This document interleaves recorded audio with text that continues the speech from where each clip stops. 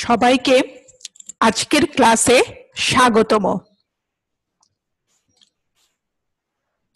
আজকে আমি তোমাদেরকে পড়াবো unit 9 myths and literature lesson 1 Bengal's face অর্থাৎ বাংলার মুখ।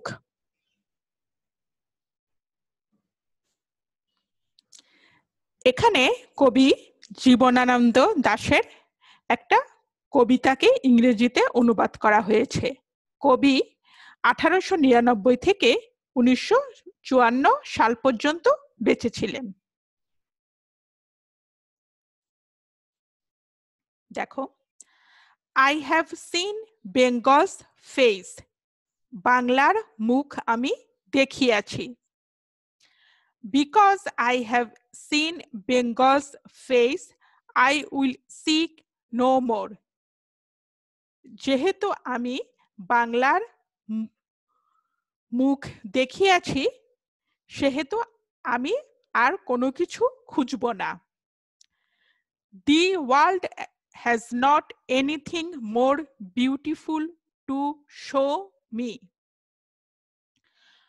দুনিয়াতে এর চেয়ে সুন্দর আর কোনো কিছু নেই। দুনিয়াতে এর চেয়ে সুন্দর আর কোনো কিছু নেই যা দুনিয়া আমাকে দেখাতে পারে। Waking up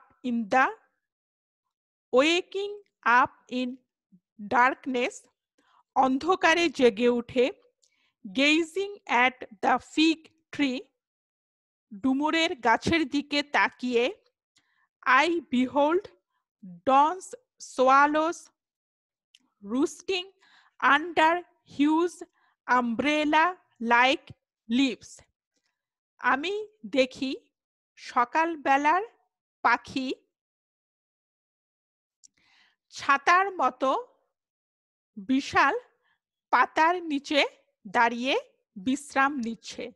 সোয়ালো হচ্ছে এক ধরনের পাখি, রুস্ট মানে হচ্ছে বিশ্রাম নেওয়া, অর্থাৎ সকাল বেলায় পাখি ছাতার মতো একটা বড় পাতার নিচে বিশ্রাম নিচ্ছে। I look around me, আমি আমার চারিদিকে তাকাই, and discover a leafy dome, এবং পাতা দিয়ে ঢাকা একটা গম্বুজ আবিষ্কার করি। ডিসকভার মানে আবিষ্কার করা, ডোম মানে হচ্ছে গম্বুজ।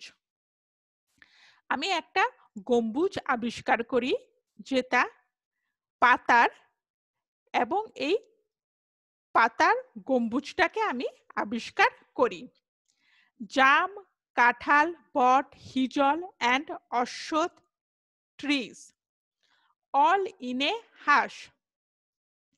জাম, কাঁঠাল, বট, হিজল এবং অশ্বত্থ গাছ সবকিছু চুপ করে আছে। shadowing clumps of cactus and jewelry bushes,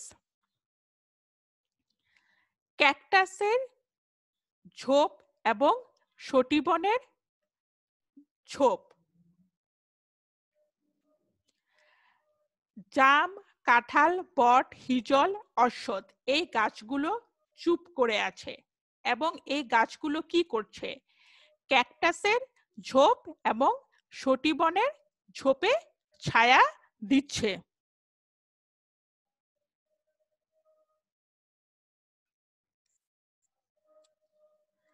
জাম, কাঁঠাল, বট, হিজল এই অশ্বত্থ গাছগুলোই ক্যাকটাসের ঝোপ এবং সটিবনের ঝোপে ছায়া দিচ্ছে। ক্লাম্প মানে কি? ঝাড়, আর বুশ মানে কি? জঙ্গল। জেডওয়ারি মানে কি? সটি গাছ। জেডওয়ারি বুশেস মানে সটিবনের জঙ্গল, আর ক্লাম্পস অফ ক্যাকটাস মানে হচ্ছে ক্যাকটাসের ছাড়। When long ago Chad came in his honeycombed boat, যখন অনেক অনেক দিন আগে চাঁদ সওদাগর তার মধুকর ডিঙায় চড়ে এসেছিলেন। এখানে চাঁদ একজন সওদাগরের নাম। অনেক অনেক দিন আগে চাঁদ সওদাগর মধুকর ডিঙায়, বোট মানে হচ্ছে কি নৌকা বা ডিঙায় চড়ে এসেছিলেন। To a blue hijal bot and tamal shade near the Champa. Champa হচ্ছে একটা নগরীর নাম। চাঁদ সওদাগর মধুকর ডিঙায় চড়ে চম্পা নগরীতে হিজল বট এবং তমাল গাছের কাছে এসেছিলেন।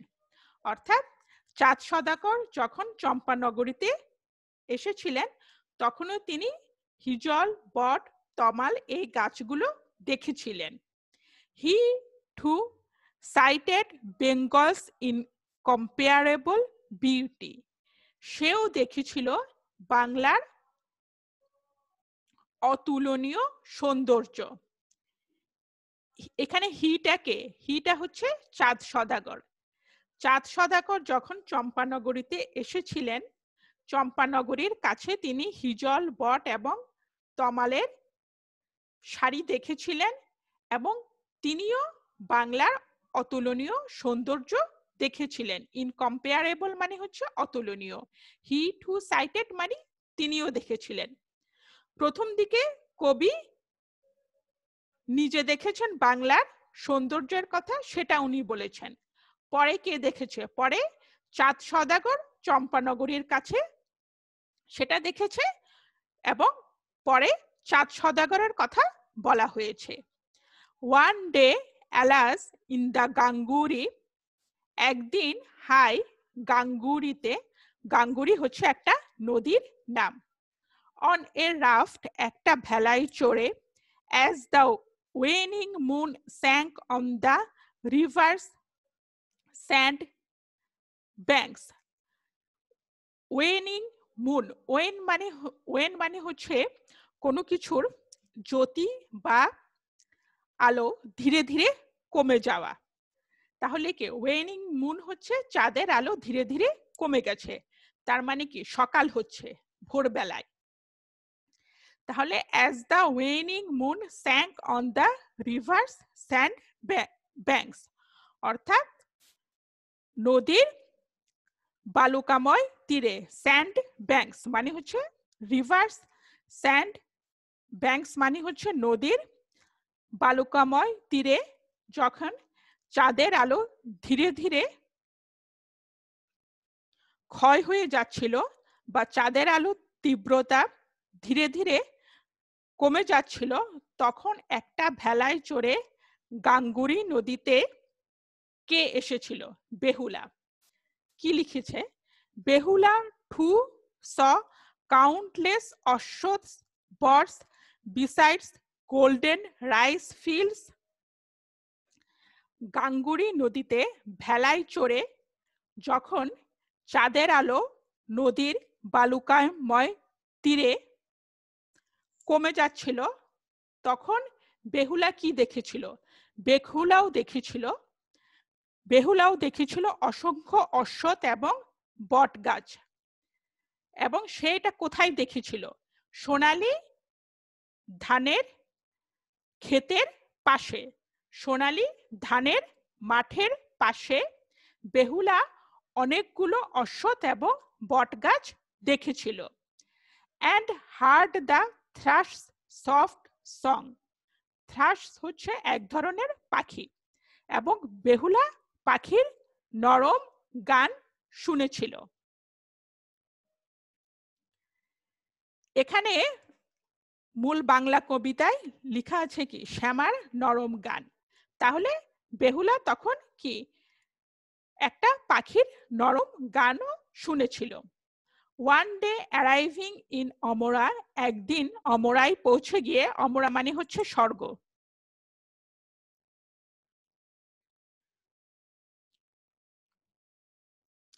ওয়ান ডে অ্যারাইভিং ইন অমরা, একদিন স্বর্গে পৌঁছে গিয়ে, হোয়ার গডস হেল্ড কোর্ট, যেখানে সমস্ত দেবতারা মিলিত হয়েছিলেন, যে দরবারে, দরবারে সমস্ত দেবতারা মিলিত হয়েছিলেন। when she danced like a desolate wagtail, wagtail মানে হচ্ছে খঞ্জনা পাখি। বেহুলা সেখানে একটা অসহায় বা ছিন্ন খঞ্জনা পাখির মতো নেচেছিল। কোথায়?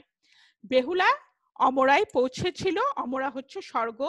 ওখানে দেবতাদের দরবারে বেহুলা অসহায় খঞ্জনা পাখির মতো নেচেছিল। Bengal's rivers, fields, flowers wailed like strings of bells on her feet. বাংলার নদী, মাঠ, ফুল বেহুলার পায়ের কাছে কেঁদেছিল। কিসের মতো কেঁদেছিল? যেন বাদ্যযন্ত্রের একটা তার। বেহুলা যখন অমরায় গিয়ে দেবতাদের সামনে নেচেছিল তখন বাংলার নদী, মাঠ, ফুল বাদ্যযন্ত্রের তারের মতো করে তার পায়ের কাছে কেঁদেছিল। অর্থাৎ বেহুলা যখন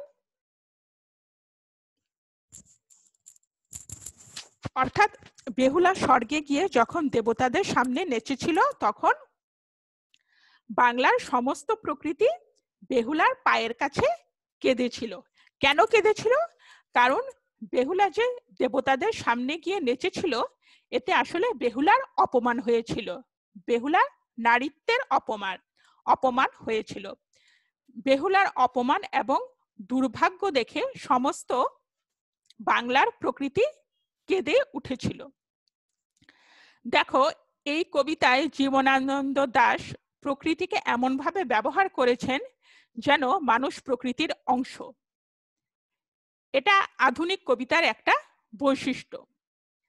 এর আগে কি ছিল? এর আগে কিন্তু প্রকৃতি মানুষের প্রভু ছিল। কিন্তু আধুনিক যুগে কি মানুষ এখন প্রকৃতিকে বশ করতে পারে। এখন মানুষ প্রকৃতির একটা অংশ। এখন আর মানুষ প্রকৃতির প্রভু না। কবিতাটায় কবি এভাবেই প্রকৃতিকে তুলে ধরেছেন যেন মানুষ কবিতার একটা অংশ।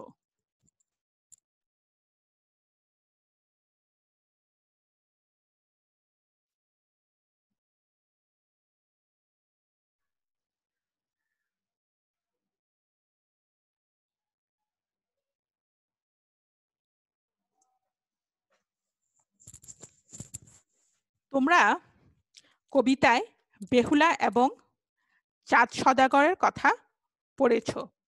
বেহুলা, চাঁদ সওদাগর এবং লক্ষিন্দরকে নিয়ে যে মিথটা প্রচলিত আছে এবার সেটা একটু পড়ো। দেখো কি লেখা। বেহুলা। বেহুলা বাংলার প্রাচীন সুবিখ্যাত মঙ্গল মনসা মঙ্গলের প্রধান চরিত্র। চাঁদ সওদাগরের একজন অন্যতম হলেন পুত্র লক্ষিন্দরের স্ত্রী। অর্থাৎ বেহুলা হচ্ছে চাঁদ সওদাগরের ছেলের বউ। বেহুলার স্বামীর নাম হচ্ছে লক্ষিন্দর। চাঁদ সওদাগরের পুত্র লক্ষিন্দর ও তার ব্যবসায়িক সতীর্থ সাহার কন্যা বেহুলার জন্ম হয় সমসাময়িক কালে। অর্থাৎ বেহুলা এবং লক্ষিন্দর দুইজন একই সময় জন্মগ্রহণ করেছিলেন। দুটি শিশুই একসাথে বেড়ে উঠে এবং একে অপরের জন্য সম্পূর্ণ উপযুক্ত বলে গণ্য হয়। লক্ষিন্দরের পিতা চন্দ্র বণিক বা চাঁদ সওদাগর ছিলেন হিন্দু দেবতা শিবের এক নিষ্ঠ পূজারী। তাই তিনি অন্য কোনো দেবতার আরাধনা করতেন না। অপরদিকে শিবের কন্যা মনসা ছিলেন সর্পদেবী, কিন্তু তিনি কোথাও পূজিতা হতেন না। তার পিতা শিব তাকে বলেন যে যদি কোনো ভক্তিমান শৈব অর্থাৎ শিবের উপাসক প্রথম মনসার পূজা করেন তাহলেই মর্তে তার পূজার প্রচলন সম্ভব। মর্তে মানে হচ্ছে এখানে পৃথিবীতে। তখন মনসা চাঁদ সওদাগরকে নির্বাচন করে তাকেই অনুরোধ করেন মনসা পূজার আয়োজন করার জন্য। কিন্তু শিবের উপাসক চাঁদ সওদাগর মনসার প্রস্তাবে অস্বীকৃত হন। তখন ক্রোধোন্মত্ত মনসা তাকে শাপ দেন যে তার প্রত্যেক পুত্রের জীবন তিনি বিনাশ করবেন। মনসার শাপে এইভাবে একে একে লক্ষিন্দর ব্যতীত চাঁদ সওদাগরের সকল পুত্রই সর্পদংশনে নিহত হয়। তাই লক্ষিন্দরের বিবাহের সময় চাঁদ সওদাগর অতিরিক্ত সতর্কতা হিসেবে দেবতা বিশ্বকর্মার সাহায্যে এমন বাসর ঘর তৈরি করেন যা সাপের পক্ষে ছিদ্র করা সম্ভব নয়।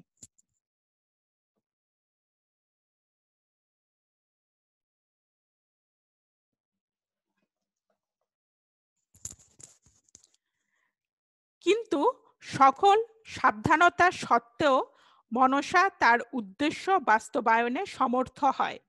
তার পাঠানো একটি সাপ লক্ষিন্দরকে হত্যা করে। প্রচলিত প্রথা অনুসারে যারা সাপের দংশনে নিহত হতো তাদের সৎকার প্রচলিত পদ্ধতিতে না করে তাদের মৃতদেহ ভেলায় করে নদীতে ভাসিয়ে দেয়া হতো, এ আশায় যে ব্যক্তিটি হয়তো কোনো অলৌকিক পদ্ধতিতে ফিরে আসবে।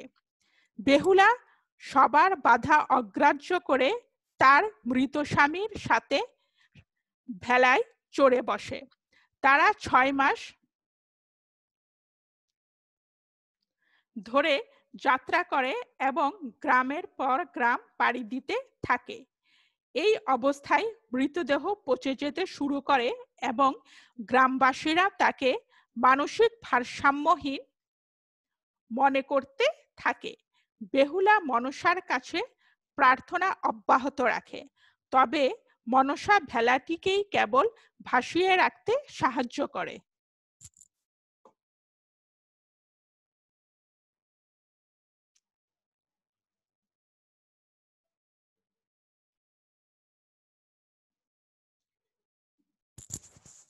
একসময় ভেলাটি মনসার পালক পিতা একসময় ভেলাটি মনসার পালক মাতা নিতার কাছে আসে। তিনি নদী তীরে ধোপার কাজ করার সময় ভেলাটি ভূমি স্পর্শ করে। তিনি মনসার কাছে বেহুলার নিরবিচ্ছিন্ন প্রার্থনা দেখে বেহুলাকে তার কাছে নিয়ে যাবার সিদ্ধান্ত নেন। তিনি তার ঐশ্বরিক ক্ষমতা বলে চোখের পলকে বেহুলা ও মৃত লক্ষিন্দরকে স্বর্গে পৌঁছে দেন। মনসা বলেন, তুমি তাকে লক্ষিন্দর ফিরে পাবার যোগ্য, কিন্তু এটি কেবলই সম্ভব হবে যদি তুমি তোমার শ্বশুরকে আবার আমার পূজারি করতে পারো।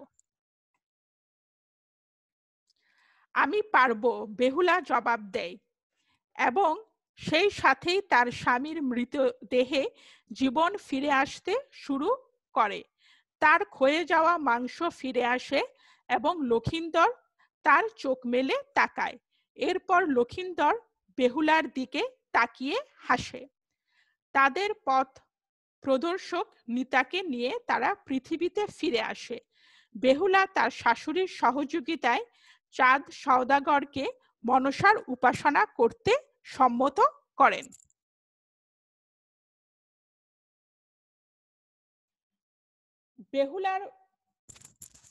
বেহুলার বাসর ঘর বগুড়া সদরের গোকুল নামক স্থানে অবস্থিত। বগুড়া শহর হতে প্রায় 11 কিলোমিটার উত্তরে এর অবস্থান।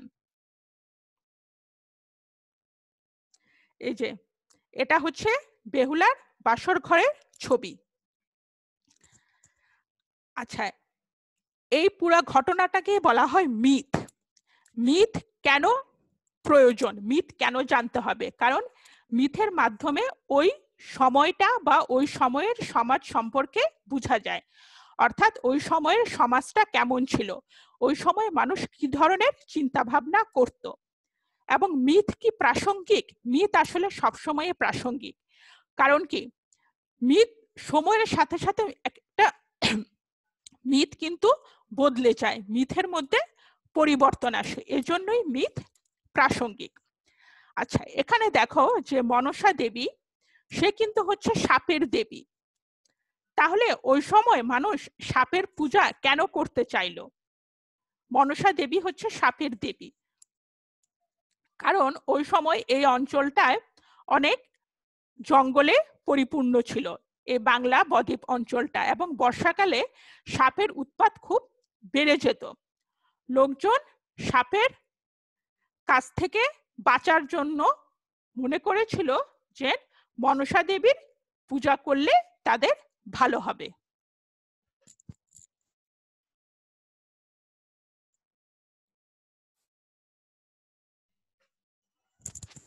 এবার তোমরা কবিতার ভোকাবুলারি গুলো দেখো, যেগুলো আমি লিখে দিয়েছি।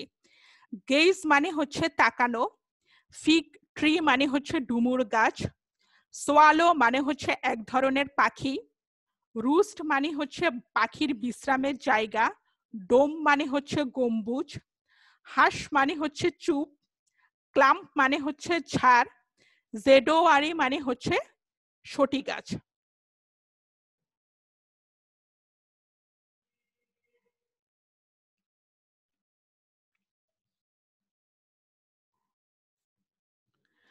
রাফট মানে হচ্ছে ভেলা, ওয়েন মানে হচ্ছে ক্রমে ক্ষয় হয়ে যাওয়া, অর্থাৎ আস্তে আস্তে কমে যাওয়া, থ্রাশ মানে হচ্ছে গায়ক পাখি, ডেজোলেট মানে হচ্ছে একা নিঃসঙ্গ, ওয়েক টেইল মানে হচ্ছে খঞ্জনা পাখি, ওয়েল মানে কান্না করা, স্ট্রিং মানে হচ্ছে তার।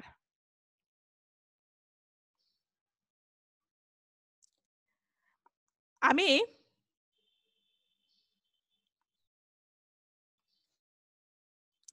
আমি এই কবিতার সামারিটা লিখে দিয়েছি, তোমরা সামারিটা দেখো। সামারি সবসময় একটা প্যারাই লিখবা, 5টা লাইনের বেশি সামারি লিখবে না, এবং সামারিতে কখনো কোনো কোটেশন দিবে না। দেখো, এই সামারিটা তোমরা মুখস্থ করে ফেলবে, এটা পরীক্ষায় আসবে। The poet says that as he has seen beauty of Bengal, he does not want to see world's beauty. কবি বলেছেন, যেহেতু তিনি বাংলার রূপ দেখেছেন, সেহেতু তিনি তার পৃথিবীর রূপ দেখার দরকার নেই, সেহেতু তিনি আর পৃথিবীর রূপ দেখতে চান না। He has seen roosting swallow, জাম, কাঁঠাল, বট, হিজল, অশ্বত্থ, এটসেট্রা। তিনি বিশ্রামরত পাখিকে দেখেছেন। সোয়ালো হচ্ছে এক ধরনের পাখি, রুস্ট মানে হচ্ছে বিশ্রাম নেওয়া, জাম গাছ, কাঁঠাল গাছ, বট গাছ, হিজল, অশ্বত্থ ইত্যাদি দেখেছেন। Near the Champa, Chand also saw Bengal's beauty. Champa নগরীর কাছে চাঁদ সওদাগরও বাংলার সৌন্দর্য দেখেছিলেন। On a raft Behula crossed the Gangur river. ভেলায় করে বেহুলা গাঙ্গুরি নদীটি পার হয়েছিল। When she danced in Amora, Bengal's whole nature cried for her misfortune. যখন তিনি অমরায় নেচেছিলেন, তখন বাংলার সমস্ত প্রকৃতি তার দুর্ভাগ্যের জন্য কেঁদেছিল।